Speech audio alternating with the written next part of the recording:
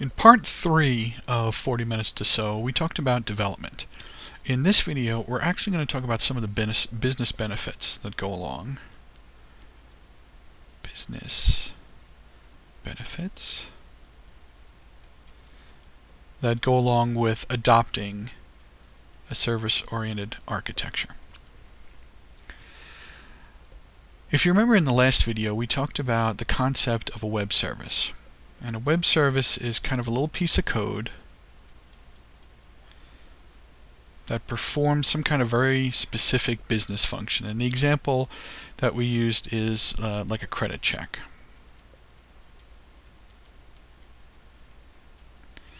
And one of the really powerful things that go along with a web service from a developer's point of view is that it doesn't really matter what language the web service was developed in. It doesn't matter what operating system it's deployed to. Once it's out there, pretty much any language that supports calling web services, of which virtually every modern language does, can use the web service as part of constructing applications. So anytime you needed to do a credit check somewhere, you wouldn't have to rewrite the code. You wouldn't have to maintain it in multiple places.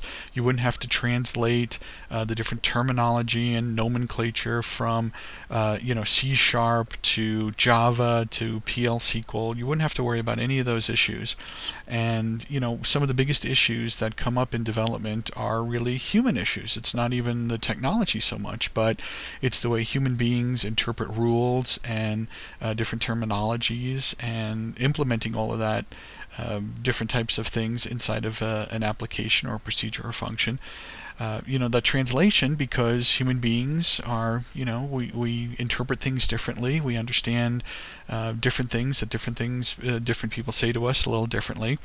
Some of that translation is what causes some of the big problems in a lot of systems. So if I could put all of my business logic in a single place, make sure that it was tested within an inch of its life, make sure that it was bulletproof, I could then use this credit check web service pretty much anywhere that I wanted to inside of my organization. From a business point of view, we have a couple of really nice things that go along with the web service also that are above and beyond any applications we develop using that web service. One of the things that we can do is we can monitor this web service, and we can ask questions like, who's calling it? I can get metrics on the web service. How many credit checks did I perform in a week? How many did I perform in a month? What percentage of calls to this web service resulted in a rejection? I want a list of the reasons for all of the rejections. I can do that at the business level. I can monitor this web service and get all of those different types of pieces of information about the web service without having to write, a fancy report that maybe goes against the database or looks against transactional information, people who have been running different parts of the application. I can just monitor this web service. I can set up metrics that go along with this web service and get some really good information that could support my business. And again, it doesn't matter what program is calling it. I don't have to go into that individual program to get information. I can just monitor the web service and say, you know what, I did 1,000 credit checks this month, and 40 of the 1,000 credit checks resulted in a rejection. And I can start looking at that, and I can base my business rules and do some other interesting things inside of my business just based on monitoring the web service. And get this information regardless of who's actually calling it. Another real nice thing that I can do with web services is for B2B applications. And if you're not familiar with B2B, business to business, it's a way of allowing businesses to communicate easily. So I can take a web service, I can expose it externally. I may not just have the web service in use for internal applications, but I can make the web service an external web service so that other businesses can interact with me. I can do something like, let's say, create a web service that shows warehousing stocking that I have to external vendors. So if I run, let's say, an electronics company and electronics retailer where I sell, televisions, I could have a web service that's exposed to Sony or Panasonic or Samsung or all of these other companies where they can monitor the information. Maybe I set up a rule with them that says, hey, anytime my stock of televisions in my St. Louis warehouse drops below 25, ship me 50 new TVs. And I can establish that web service so that Samsung or Panasonic or Sony or whomever can then monitor my stocking information, and if I run a sale and I deplete my inventory of Samsung televisions, they can go in and say, hey, Chris's electronics warehouse out in St. Louis has less than 25 TVs, their stock has dropped to 22. I automatically ship 50 new TVs to them. This is really good for manufacturing type companies who are very intensive on material properties, whether you're talking about wood or steel or lumber or whatever it is you're talking about. You can set up web services to maintain your information about how much stock you have on hand, and the vendors can automatically ship you new pieces of information or new stock as soon as your inventories drop below a certain level. Really powerful way to use web services.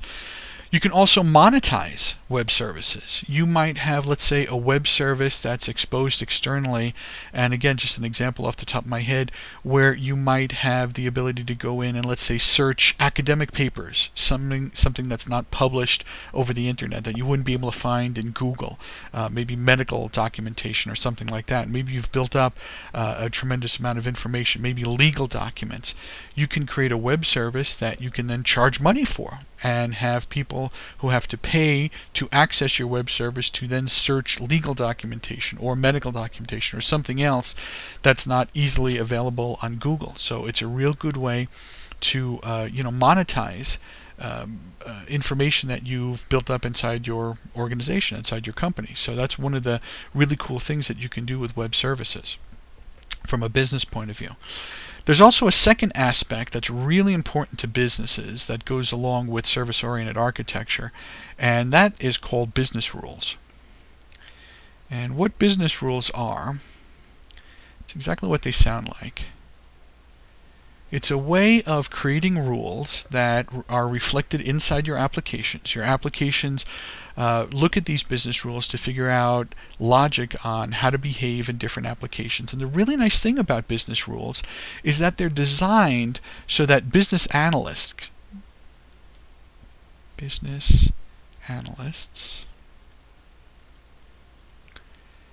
can create and update these rules very easily.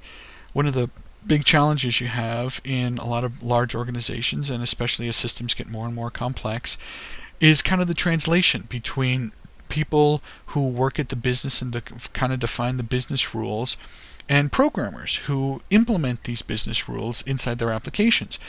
A lot of times there's a translation problem because business people and technical people use different terminologies for things. Just a basic understanding about how a function or how a business procedure is supposed to work. There can be translation problems there.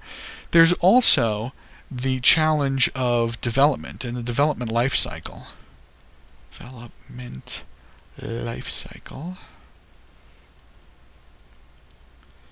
Where businesses want to be agile and be able to change their applications on the fly and incredibly quickly. If you change your business rules around, what do you have to go through as part of the development life cycle? Well, you have to actually do the business analysis. Business analysis. Then you have to do the coding.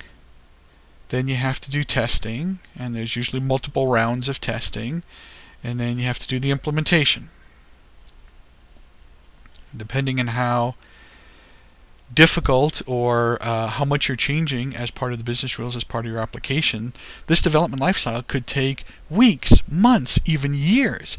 With organizations trying to be as agile and flexible as they can, they just don't have the ability to go out there and say, this development project is going to take a year to redefine all our business rules and redefine all of our applications. What if you had a system where business analysts can go in and they could define business rules that could be changed on the fly? You wouldn't have to change your application. You wouldn't have to worry about security. You wouldn't have to worry about regression testing or system testing or integration testing or deployment of new applications.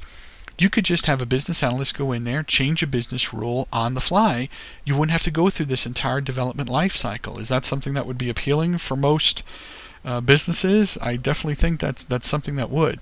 So service-oriented architecture has this built into it, these business rules built into it. And again, if you plan your architecture for your programs up front, you can get incredible business benefits, not only through not having to translate the information between your business analysts inside your organization and your developers and your architects and everything like that, but having the ability to go in there and change rules on the fly. Have your applications automatically pick up that information. So a real simple example would be, like a credit line. You might have a credit line. You might have a rule inside your organization that you will only grant, let's say, $250,000 in credit for all of your different vendors that are out there. But around the holidays or on Christmas time, you know that you're a very cyclical type of business. You do a lot of sales around Christmas time and everything like that. Around the holidays, you want to bump that up to $500,000, and then after the holidays are over, you want to bump the credit line down to $250,000 again.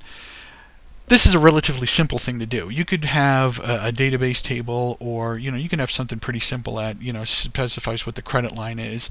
But you could also set up a business rule that you could just change on the fly. Maybe right after Thanksgiving, Black Friday, as they call it here in America, you might bump up the credit line to $500,000, and then right after the holidays, January 2nd, you bump the credit line back to $250,000. That's a real simple example of a business rule where you're looking just at actual data.